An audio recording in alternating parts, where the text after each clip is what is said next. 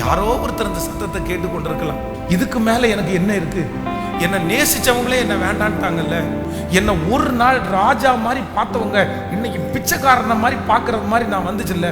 நான் தோல்வியே அடையாத ஒருத்தன் இப்ப முதல்ல இவங்களுக்கு முன்னாடி கை கட்டி நின்றுட்டு இருக்கேன்ல. இதுக்கு மேல என்ன இருக்குது? என் பிள்ளை இப்படிப்பட்ட ஒரு பேரை எனக்கு சம்பாரிச்சு கொடுத்துட்டால, என் பையன் இப்படிப்பட்ட ஒரு பேரை சம்பாரிச்சு கொடுத்துட்டால, இதுக்கு மேல எனக்கு என்ன இருக்குது?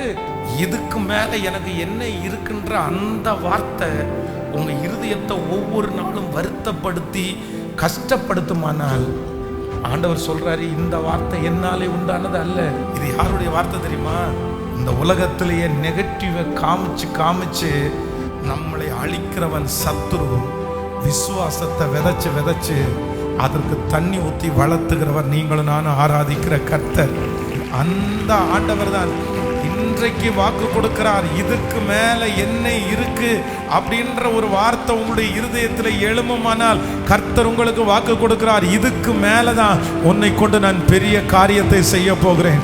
உன்னை கொண்டு நான் செய்ய போகிறது அதிசயமான காரியம். உன்னை கொண்டு செய்ய இன்னும் நிறைய காரியத்தை நான் வைத்திருக்கிறேன். நீ பிழைத்திருந்தால் போதும், நீங்க சுகமா இருந்தால் போதும், சகலமும் உங்களை தேடி வரும், உன்னிடத்தில் வந்து சேரும். நான் பயப்பட மாட்டேன்.